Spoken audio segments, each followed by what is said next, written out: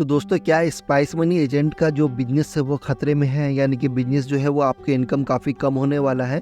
क्योंकि देखेंगे अभी धीरे धीरे एईपीएस बहुत सारे कंपनी बंद कर, यानी जो बहुत सारे बैंक है वो एईपीएस विड्रॉल बंद कर रहे, जो आधार से पैसा निकालते थे वो बंद कर रही है। रीज़न वहाँ पे बताया जा रहा है कि जो गाइडलाइन आया है एनपीसीआई का, जो गवर्नमेंट ऑफ इंडिया का पार्ट है यानी कि अंग है जो पेमेंट को रेगुलेट करती है, उन्होंने ये बताया है कि जो एईपीएस होता है ना, आधार एनुअल पेमेंट सिस्टम, आधार से फिंगरप्रिंट से लोग पैसा निकालते हैं कस्टमर, उसको डिसेबल किया जाए क्योंकि फ्रॉड जो है वो बहुत ज़्यादा हो रहा है।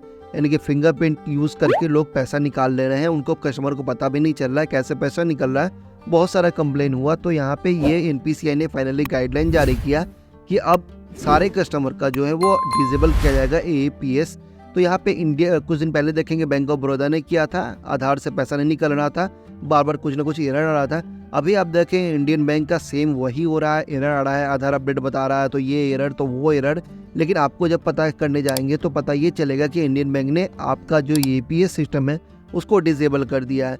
डिसेबल करने के बाद उनको मैसेज भी आपको आया है, यहाँ पे मैसेज में क्लियरली लिखा रहता है कि आपका जो है वो डिसेबल किया गया है। रीज़न ये बताया गया कि एनपीसीआई का जो गाइडलाइन है उसके अकॉर्डिंग उन्होंने किया है, कोई भी गैर कानूनी नहीं किया है।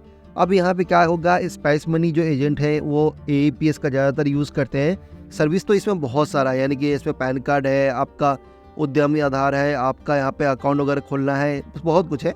लेकिन ज़्यादातर लोग एईपीएस का यूज़ करते हैं क्योंकि यहाँ पे ट्रांजेक्शन ज़्यादा होता है, एईपीएस का लोग यहाँ पे डिमांड ज़्यादा करते हैं। अब एईपीएस का काम आप नहीं करेंगे, यानी कि बैंक ऑफ बड़ौदा तो किया, इंडियन बैंक भी अगर जा रहा है और बाकी धीरे धीरे भी सारे बैंक जाएंगे क्योंकि एनपीसीआई के अंदर में हर एक बैंक को रेगुलेट करना पड़ेगा। तो हर एक बैंक भी अगर धीरे धीरे बंद कर देती है तो स्पाइस मनी आप यहाँ पे यूज़ करते हैं तो स्पाइस मनी से ये तो काम नहीं कर सकेंगे। अगर काम नहीं कर सकेंगे तो फिर क्या होगा, करियर ख़त्म, यानी स्पाइस मनी जो भी एजेंट है वो काम नहीं कर सकेंगे। अभी इंडियन बैंक का क्या हो रहा है, इंडियन बैंक का सिस्टम ये हुआ है कि इंडियन बैंक चाहे, यानी आपके कस्टमर को बताना पड़ेगा कि आप अगर चाहते हैं निकालना तो आपको ब्रांच में जाना पड़ेगा, ब्रांच में जाके एक डिक्लेरेशन फॉर्म भरना पड़ेगा। उसके बाद आपको मैनेजर को बताना पड़ेगा कि नहीं मुझे यहाँ पे एईपीएस का ज़रूरत है, मैं आधार से पैसा निकालना चाहता हूँ, मेरा कोई प्रॉब्लम नहीं होगा, जो भी होगा वो मेरा जिम्मेदारी होगा। तो उसके बाद वहाँ पे एईपीएस इनेबल हो जाएगा, फिर आप उस कस्टमर का एईपीएस से आधार इनेबल से पैसा निकाल सकते हैं।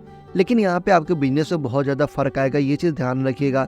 अभी मान लो 100 ट्रांजेक्शन आप करते हैं एग्जाम्पल के लिए, तो बाद में आपको सिर्फ 10 ट्रांजेक्शन करने को मिलेगा। यानी बैंक ऑफ बड़ौदा तो अभी मैक्सिमम टाइम में आपका फेल ही होता है, इंडियन बैंक भी अब धीरे धीरे फेल हो रहा है। उसके बाद आपका पता नहीं कौन सा बैंक लास्ट में आ जाए, फिर उसके बाद कौन सा बैंक आ जाए। तो ऐसे करके सारे बैंक का अगर एईपीएस बंद होता है तो सोचो आपका क्या होगा। तो आपको एक सेकेंड ऑप्शन लेना पड़ेगा। आप ट्राई करिए कि जो सीएसपी है, customer service point, third party company को अप्रोच कीजिए, वहाँ से कोई ना कोई बैंक का सीएसपी ले लीजिए।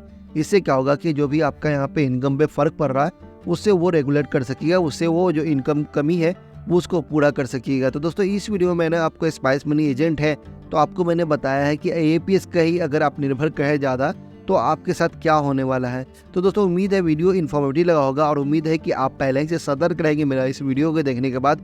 इस बात पे प्लीज़ वीडियो को लाइक कर दो, चैनल को सब्सक्राइब कर देना वीडियो लाइक करके, उसके बाद बेल आइकन भी दबा देना क्योंकि ऐसे वीडियो मैं लेके आता रहता हूँ।